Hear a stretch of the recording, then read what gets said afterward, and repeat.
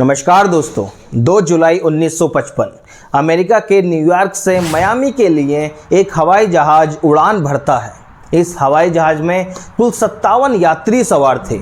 इसके साथ ही इसमें 6 क्रू मेंबर्स भी सवार थे। सभी यात्रियों ने अपनी सीट बेल्ट बांध ली थी। विमान रनवे पर टैक्सी करने लगा था। विमान की गति बढ़ाई गई और उसने उड़ान भरी। उड़ान ऐसी कि कुछ ही देर में आसमान में गायब हो गया। लेकिन ये हवाई जहाज अमेरिका के न्यूयॉर्क से उड़ा जरूर, लेकिन कभी भी मियामी नहीं पहुंचा। ऑपरेटर ने पायलट से संपर्क करने की कोशिश की, लेकिन कोई जवाब नहीं मिला।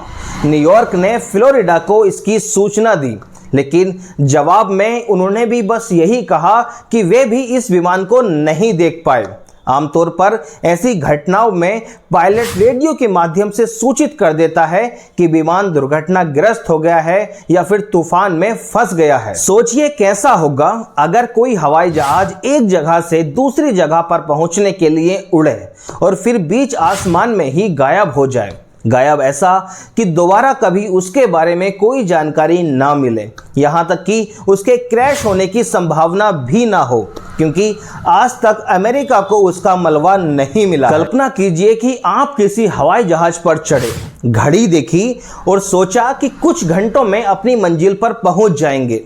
कुछ देर बाद आपको हवाई जहाज में हलचल महसूस होती है और आप पूरी तरह से अलग समय और अलग जगह पर पहुंच जाते हैं।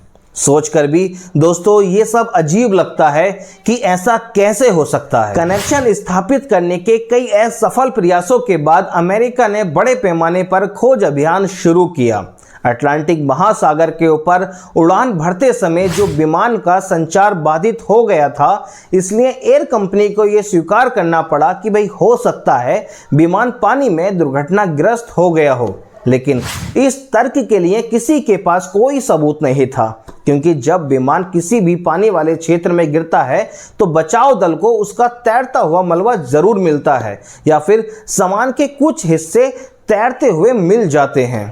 लेकिन इस बार बचाव दल को कुछ भी नहीं मिला। विमान ने कोई संकेत नहीं भेजा, दुर्घटना का कोई निशान नहीं छोड़ा। ऐसा लगा जैसे बस ये हवा में गायब हो गया और लोग इस आपदा के बारे में 37 साल तक भूल गए।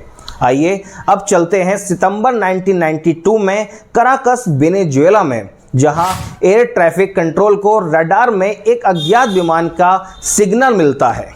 इतनी ही देर में एयरपोर्ट से कुछ दूरी पर एक विमान दिखता है जो काफी पुराना सा नजर आ रहा था। इस रहस्यमय विमान के पायलट ने टावर से संपर्क किया और अपनी पहचान फ्लाइट 914 के रूप में बताई। ये वही विमान था जो न्यूयॉर्क से मियामी के लिए साल 1955 में रवाना हुआ था। पूरे कराकश में कोहराम मच चुका था, लेकिन कोई भी ये समझ नहीं पा रहा था कि ये फ्लाइट जो 1955 में टेक ऑफ हुई थी, अपनी मंजिल से 1100 मील दूर 37 साल बाद क्या कर रही है। लैंडिंग के बाद जब पूछताछ शुरू हुई तो पायलट की प्रतिक्रिया ने भ्रम की स्थिति को और बढ़ा दिया।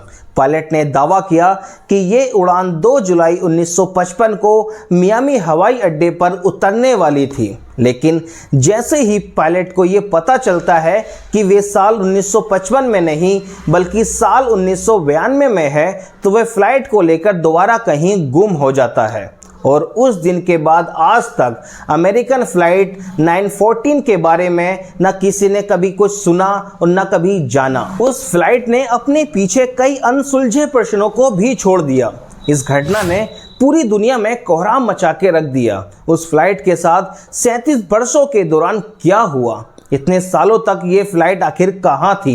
विमान रहस्यमय तरीके से कराकस में कैसे पहुंचा और पायलट दोबारा प्लेन के साथ कहाँ चला गया?